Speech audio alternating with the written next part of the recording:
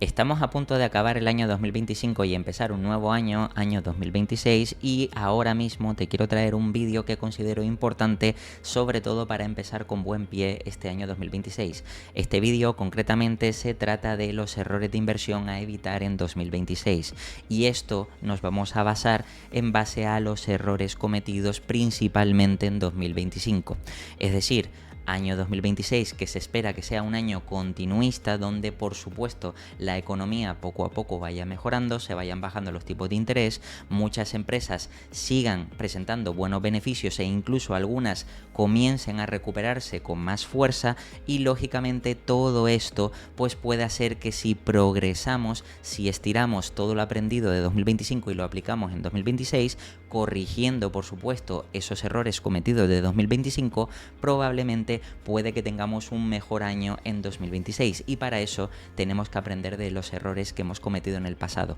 Es por eso por lo que en este vídeo te traigo los 5 errores más cometidos de 2025 que debes no repetir en 2026. Y para eso el primer error del que te traigo es la falta de liquidez. He estado viendo en la comunidad, en muchos comentarios, e incluso yo mismo me he dado cuenta de que realmente por muchos conocimientos que tengas, si no tienes liquidez para aprovechar las oportunidades, no sirve de nada. Y te lo voy a demostrar con este gráfico y también con los datos en cuestión. En primer lugar, tienes que entender que estos datos que estás viendo en pantalla son o hacen referencia a las caídas medias de cada año, donde normalmente con el SP500 podemos ver que de media el mercado ha caído todos los años un 14,1%, y 34 de los 45 años registrados a final de año, pues puedes ver cómo realmente ha terminado en positivo. Esto quiere decir que las bolsas de media caen un 14%, la bolsa principal del SP500, pero luego 34 años de los 45 registrados, es decir, prácticamente el 70-75% de los años o de las veces acaba en positivo.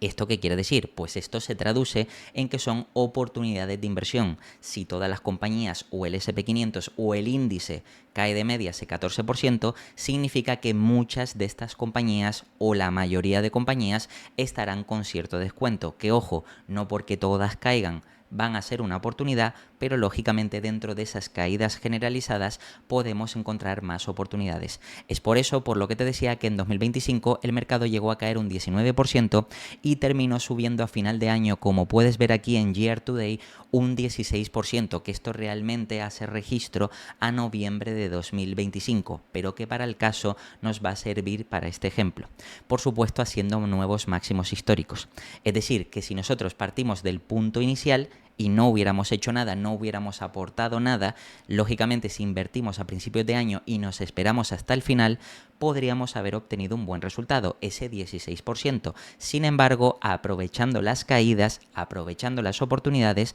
podríamos haber generado una mayor rentabilidad, y eso es gracias a tener en cada momento la liquidez apropiada. Por eso las caídas más fuertes fueron a principio de año, donde algunas compañías llegaron a caer más de un 30-35%. El mercado de media cayó, como ves, un 19%, pero eso no quiere decir que compañías individuales no hayan caído más. Y de hecho llegamos a ver como algunas compañías muy buenas llegaron a caer de media más de un 20, 25, 30 o incluso 35%. Y algunas empresas que ni siquiera presentaban beneficios positivos llegaron a caer todavía más. Por eso se crearon muchas ineficiencias tras los aranceles impuestos por Donald Trump, que fue a principio de año, lo que generó muchas oportunidades que se podrían haber aprovechado en esos momentos de pánico en las bolsas. Y lógicamente en esos momentos, por muchos conocimientos que tengas, es decir, si sabes detectar esas oportunidades, pero por desgracia no tienes liquidez,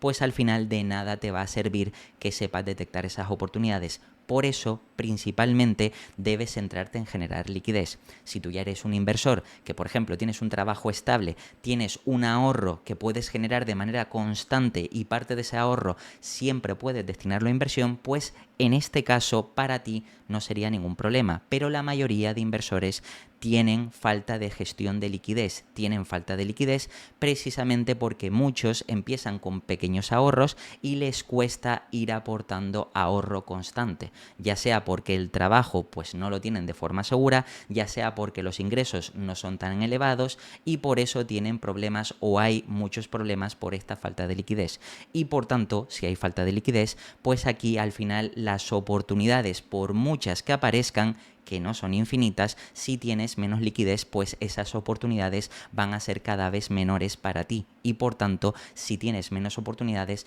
tendrás menos posibilidades de conseguir una buena inversión a largo plazo. Por supuesto, también hay que tener en cuenta que la falta de liquidez ocasionó que muchos inversores vendieran sus posiciones de su cartera de forma forzada para poder aprovechar esas nuevas caídas, lo que genera menos margen de maniobra a la hora de gestionar su cartera. Es decir, estos inversores que no son capaces de generar liquidez constante, ya sea por su trabajo, ya sea porque tienen una parte de inversiones, como puede ser, por ejemplo, en dividendos, en renta fija, en, por ejemplo, cuentas remuneradas, es decir, formas que te generen nueva liquidez, pues si no tienen esa parte, pues lógicamente no pueden aprovechar las nuevas oportunidades. Y como digo, a principios de este año, sobre todo, más o menos marzo, abril, mayo, es cuando vimos las caídas más grandes generalizadas de este 2025, donde muchas de estas compañías, como te digo, llegaron a caer ese 30-35% y al final han terminado recuperándose o incluso superando nuevos máximos históricos, lo que quiere decir que te habrían ofrecido un grandísimo resultado. Y por supuesto, el punto más importante es que la diferencia entre disponer o no de capital extra en estos momentos de caída hubiera supuesto un diferencial de rentabilidad medio de 12 puntos porcentuales, lo que implicaría generar una rentabilidad del 28% anualizado en lugar del 16% como acabó el año. Lógicamente, si tú empiezas el año invirtiendo desde el minuto 1 y al final del año acabas con un más 16% en el S&P 500, lógicamente si tú inviertes en el índice,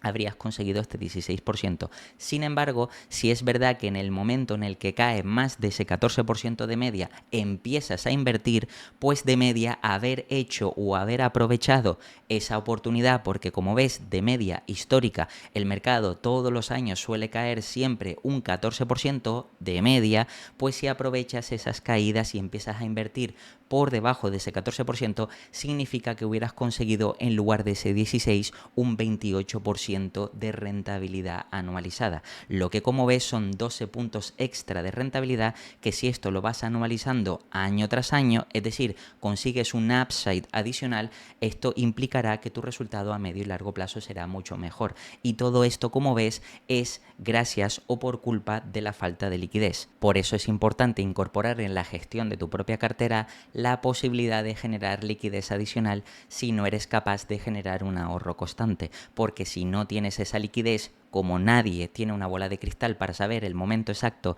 en el que va a haber caídas, correcciones, burbujas, crisis, etcétera, pues si tienes liquidez en cada momento, si te aseguras de tener liquidez en cada momento, por lo menos tendrás garantías de que vengan las oportunidades que vengan, podrás aprovecharlo para un medio y largo plazo. El segundo error que he visto que más se ha repetido en este 2025 y que probablemente en este 2026 también se vuelva a repetir es tener expectativas erróneas, y para eso te traigo el gráfico de las expectativas que hay de bajada de tipo de interés. ¿Por qué te traigo este gráfico precisamente? Pues porque aquí, como has visto, después de la pandemia se ha estado subiendo los tipos de interés. Primero se inyectó capital de los bancos centrales, luego a raíz de eso se incrementó la inflación y se han ido subiendo los tipos, como puedes ver, y luego después de haberlo subido y más o menos ver que la economía se ha ciertamente estabilizado, han ido bajándolo progresivamente para intentar no crear un colapso. Lógicamente, estas caídas, que algunos consideran que han sido tardías y otras que han sido demasiado exageradas, pues lo cierto es que se espera que para este año sigan bajando y que se sitúen entre el 3,88 y 3%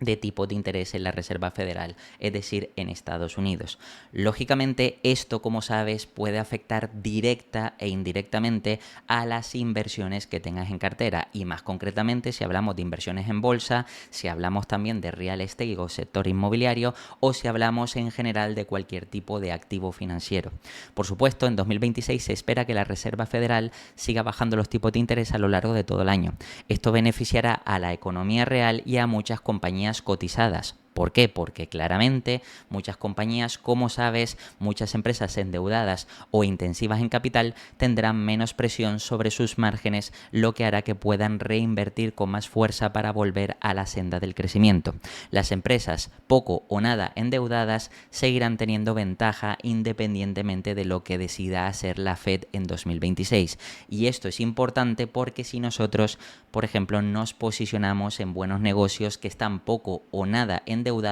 sabemos que vamos a tener garantías de que esas compañías lo van a seguir haciendo bien, al menos a corto plazo, es decir, en estos próximos 12 meses, porque como te digo, nadie sabe exactamente lo que va a pasar. Si es verdad que hablando de estimaciones, se estima que se vayan a bajar los tipos una vez o dos, o como mucho, algunos analistas incluso estiman que hasta 3 veces se pueda bajar, pero mucho más suave dependiendo de cómo evolucione, por ejemplo, la tasa de desempleo y otras métricas económicas, y lógicamente en base a esto pues tendremos que ir viendo trimestre a trimestre cómo van avanzando los datos económicos. Pero aquí lo importante es que si nosotros nos posicionamos de manera anticipada en buenos negocios que no dependen tanto de los tipos de interés, pues lógicamente sabemos que lo vamos a hacer bien independientemente de lo que haga la economía o de lo que decida la Reserva Federal. Sin embargo, también es verdad que hay que tener en cuenta que si estamos posicionadas en empresas infravaloradas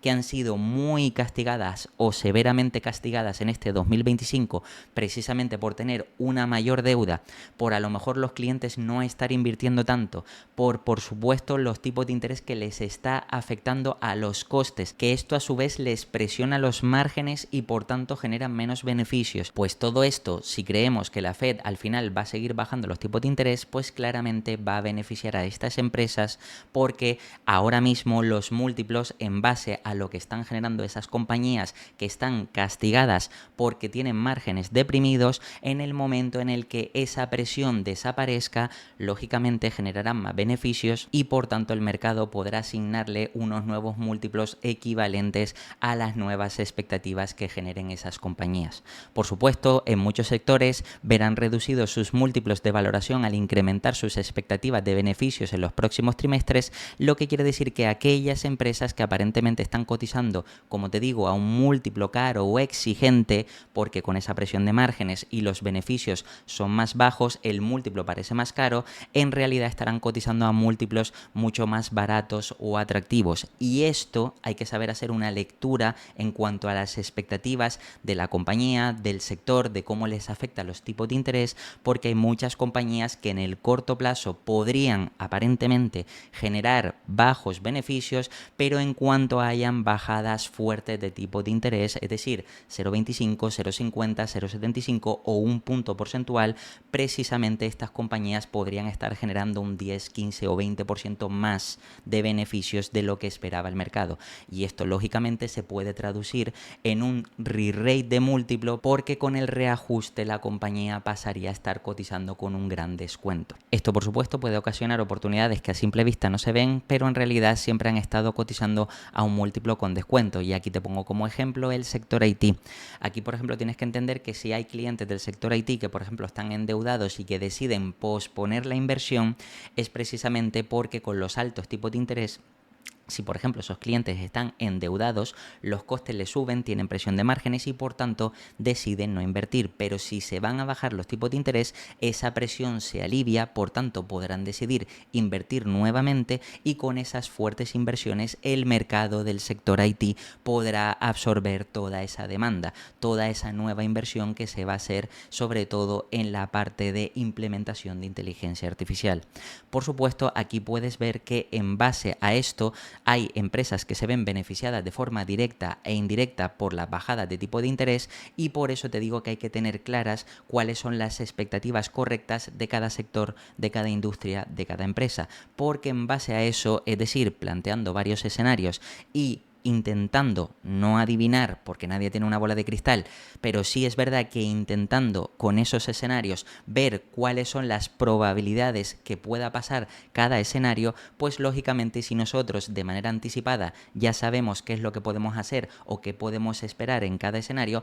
podemos aprovecharnos y posicionarnos para mejorar, sobre todo con un resultado a medio y largo plazo. En cuanto al tercer error que más he visto que se ha repetido en 2025 y que probablemente en este 2026 también se vuelva a repetir, es la ceguera del precio, porque normalmente hay muchos inversores que se centran únicamente en el precio y no entienden que lo que está pagando siempre es en base a algo. Se paga en bolsa un precio, pero ese precio tiene que ir ligado a una empresa que tiene una capacidad productiva, y eso es lo más importante. Aquí, por ejemplo, puedes ver, como te comento, que en 2025 el S&P 500 ha terminado en máximos históricos, lo que erróneamente ha generado la sensación entre inversores de que las bolsas o el mercado está caro. Y esto, por supuesto, es un error de percepción de muchos inversores, sobre todo inversores principiantes. Invertir en cualquier día del año te hubiera generado una rentabilidad del 74%, como puedes ver en el gráfico de aquí. Fíjate, un 74% a 5 años, mientras que invertir en nuevos máximos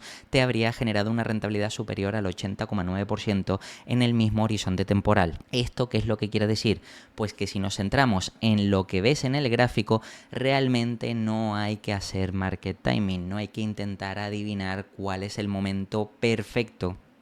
para poder hacer nuestra inversión, sino en tal caso lo que tenemos que hacer es invertir, porque tenemos que proteger, preservar e incluso rentabilizar nuestros ahorros, nuestro capital, independientemente de cuándo sea el momento preciso. Aquí puedes ver cómo incluso haciendo nuevos máximos e invirtiendo en el momento en el que se hacen nuevos máximos, habría sacado más rentabilidad. ¿Por qué? Porque lógicamente no todos los momentos o cualquier momento es el mejor. Sin embargo, en máximos, si sabes que el mercado está en máximos cuando las expectativas son de crecimiento, y esto es lo que lleva a error a muchos inversores. Pensar que el mercado está en máximos es que está caro, cuando realmente es que las expectativas están más altas que nunca, y por eso, porque se espera crecimiento, es por lo que el mercado está anticipándose y pagando unos mayores múltiplos, es decir, subiendo la cotización de muchas compañías en bolsa, lo que quiere decir o lo que hace que el índice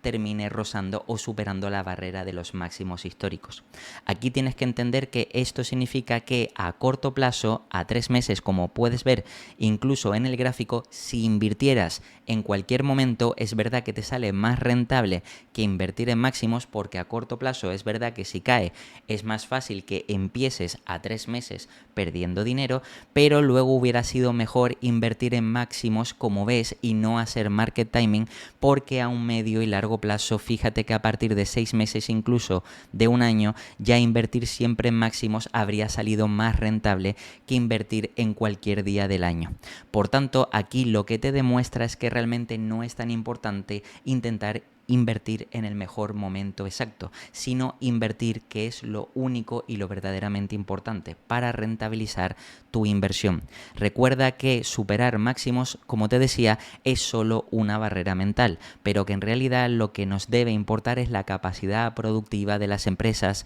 que subyacen al índice o al mercado que estemos analizando.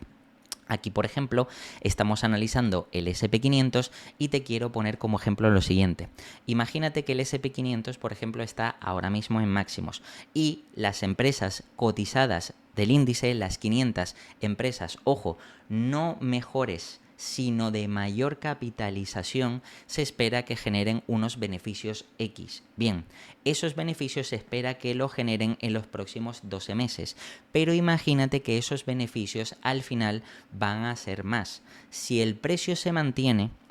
al final tú lo que estarías haciendo es pagar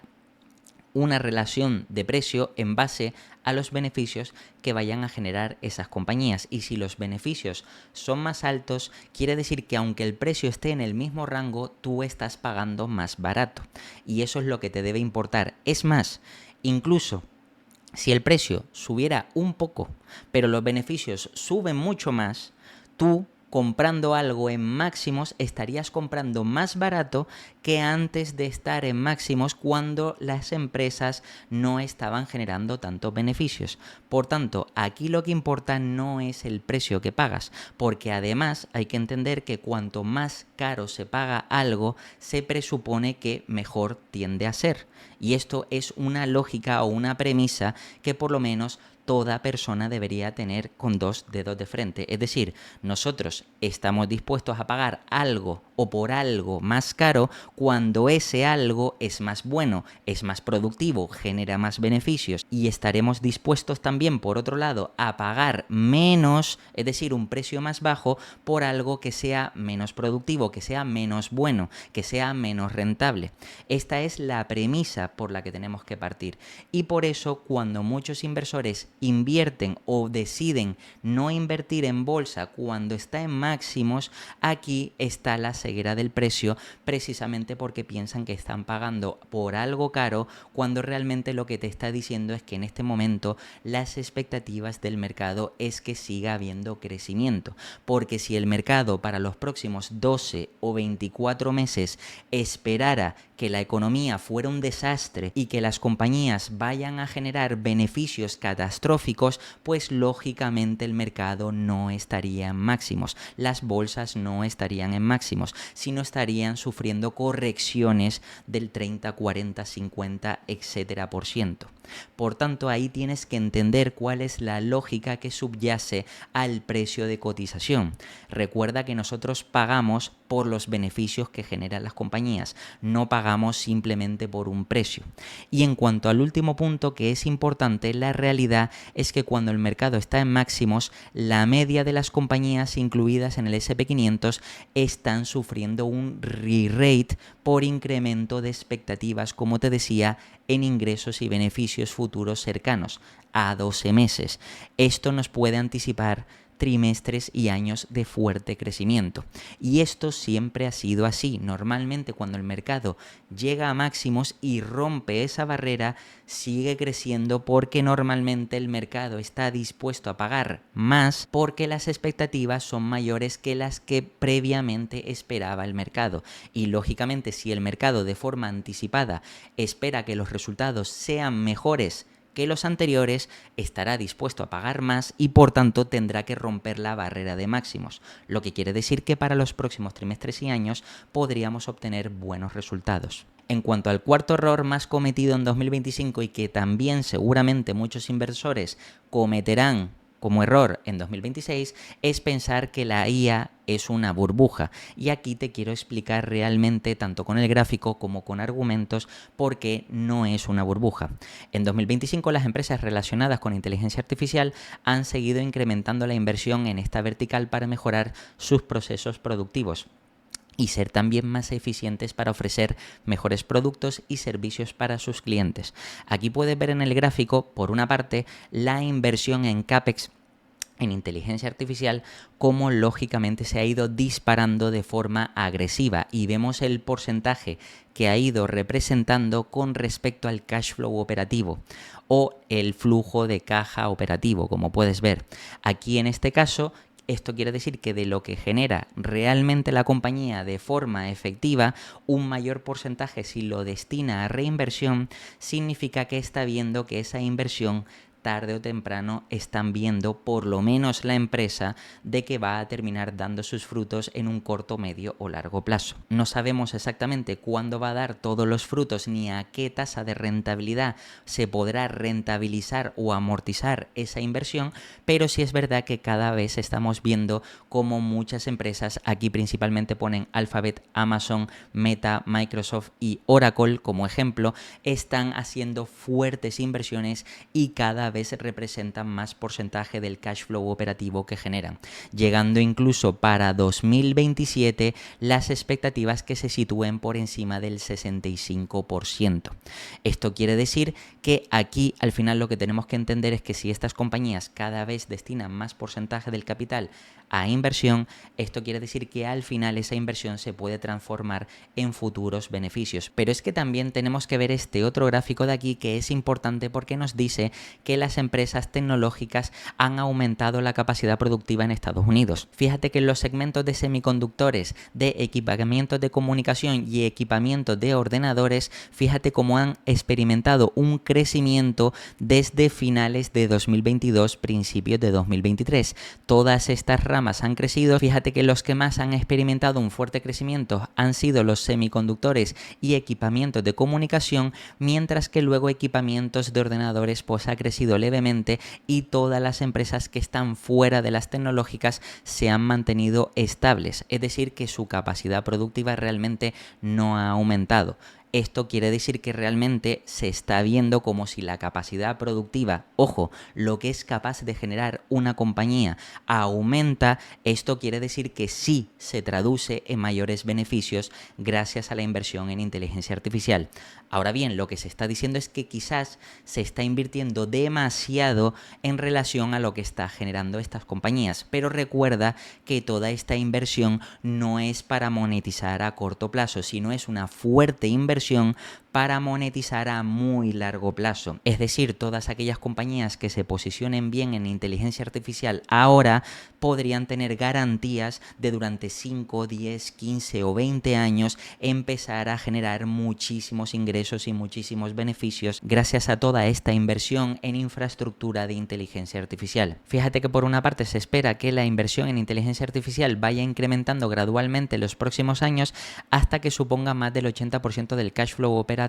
destinado a CAPEX. Lógicamente aquí hasta 2027 vemos que sería del 60, 65, 70%, pero que incluso hay analistas que para 2030, 2032, 2035 estiman que incluso si esto siguiera incrementando y escalando, podrían estar destinando más del 80% del cash flow en CAPEX para la inversión en inteligencia artificial. Lógicamente todo esto también dependerá de los beneficios que les vaya generando a estas compañías y también de la satisfacción que tengan los clientes de estas compañías, pero esto al final es una forma de escalar de forma exponencial, y si los clientes ven que tienen un gran beneficio y las propias compañías que invierten en inteligencia artificial también ven que pueden optimizar márgenes, generar más ingresos, más beneficios y también optimizar su capacidad productiva, pues lógicamente todo esto podría hacer que estas compañías siguieran escalando, siguieran invirtiendo y por tanto generando cada vez más ingresos y beneficios. Por supuesto, esto, de forma resumida, multiplicará la capacidad productiva de muchas empresas de manera exponencial, y esto al final para nosotros como accionistas sería un mejor resultado a medio y largo plazo. También por otra parte hay que tener en cuenta que ya estamos viendo incrementos en la productividad de empresas tecnológicas de Estados Unidos, como te mostré en este gráfico de aquí, en sectores como equipamiento de ordenadores, equipamiento de comunicación y semiconductores, que siguen creciendo, y esto es hasta 2026. Pero si seguimos pensando con un horizonte temporal a 2030 o 2035, lógicamente muchos más sectores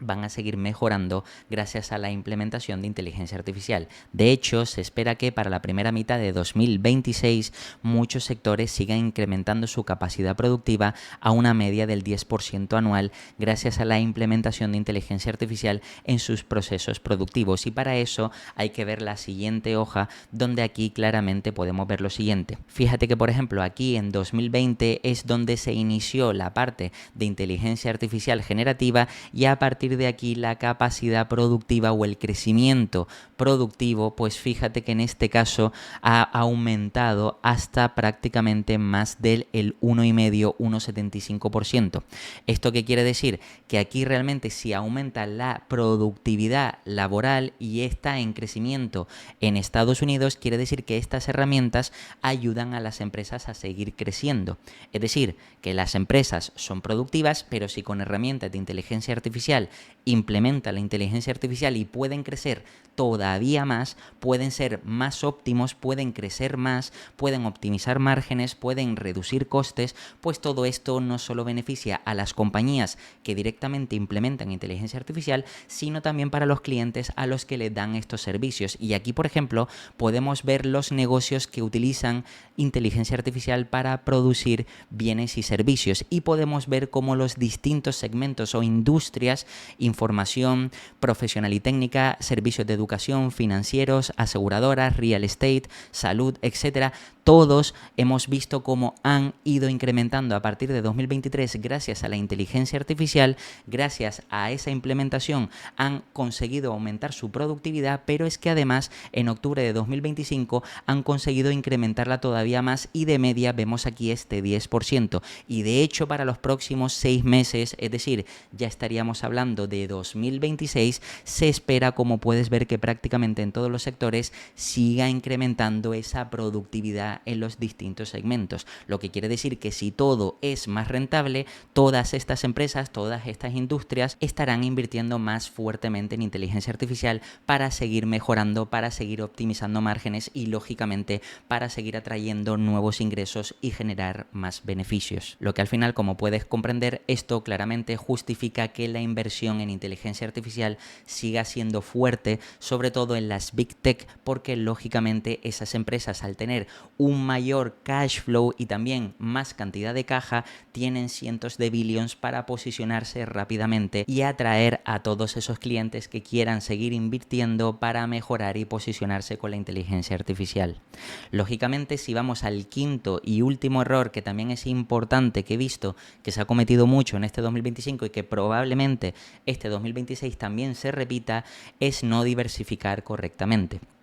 Y aquí me quiero centrar sobre todo en la palabra diversificar y lo que realmente implica. Para ello tenemos que entender que, por ejemplo, en 2025 muchos inversores estaban gestionando carteras que podríamos llamar diversificadas entre algunas acciones y o varios índices, es decir, tener una cartera con un par de acciones o varias acciones y algunos índices, como puede ser S&P 500, MSCI World, el Nasdaq, etcétera. Y lógicamente estos inversores pensaban o han pensado hasta ahora, y espero que esto cambie de aquí en adelante, pues que estaban correctamente diversificados, pero esto no tiene nada que ver con la realidad. Aquí, por ejemplo, te traigo un gráfico donde puedes ver realmente cómo el top 10 de empresas del S&P 500 de mayor capitalización ha ido cambiando con el paso de los años. Y lógicamente esto es una de las cosas que se dice como premisa de que invertir, por ejemplo, en el S&P 500 puede ser interesante, porque si las empresas buenas o más grandes, que sería lo correcto, van cambiando año a año, siglo a siglo, etcétera, etcétera,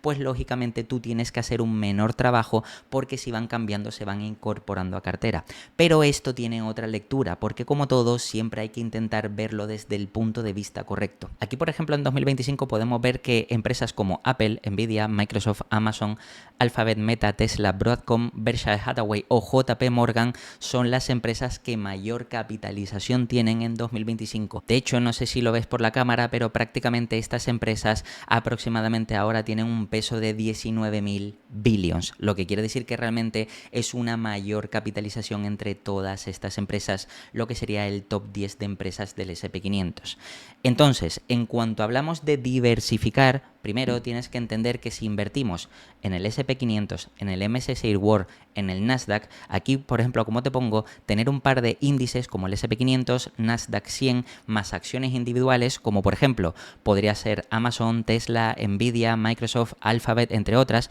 que si te fijas, representan o son empresas que están dentro de este top 10, hace que te estés concentrando y diluyendo al mismo tiempo sin conseguir una diversificación del todo eficiente. Y me explico. Normalmente cuando tú inviertes en el S&P 500, piensa que las empresas de mayor capitalización dentro del S&P 500 son las más grandes. Que ojo, algunas coincide con que las más grandes son las más buenas, pero no todas las del S&P 500 son las mejores, sí son las de mayor capitalización. Pero si, por ejemplo, invertimos en el S&P 500, el top 10 son estas de aquí. Entonces, ¿qué es lo que pasa? Que esto quiere decir que representan un mayor porcentaje dentro del índice. Es decir, que si nosotros ponemos un capital, por ejemplo, $1.000, gran parte de esos $1.000 va a las empresas más grandes. Es decir, más cantidad de capital va a estas empresas. Y si luego nosotros tenemos acciones individuales que coinciden con estas, pues quiere decir que al final lo que estaríamos haciendo es concentrarnos más en estas compañías. Que ojo, no estoy diciendo que eso no sea bueno ni que sea malo, simplemente estoy cuestionando la diversificación, que no es correcta, porque si tu objetivo es hacer esto para diversificar, lo estás haciendo mal. Otra cosa es que a lo mejor tú quieras tener esa concentración, es decir, quieras tener unas compañías con un mayor peso, por tanto tienes un índice y luego seleccionas los mejores negocios de ese índice para en general tener una mayor exposición a esas empresas. Eso es otra cosa, pero no es diversificación, es realmente estrategia de concentración. Aquí, sin embargo, también tienes que entender que en cuanto a la concentración, si tú en este caso consideras que estas empresas o la mayoría de estas empresas del top 10, Amazon, Microsoft, Nvidia, Apple, son las mejores empresas y quieres concentrarte, pues inviertes en un ETF del SP500, te estás diluyendo, porque dentro de esas 500 empresas el top 10 está bien, pero las 490 restantes son empresas que realmente generan menos beneficios, es decir, estás repartiendo parte de tu capital en empresas más mediocres. Y esto también tienes que tenerlo en cuenta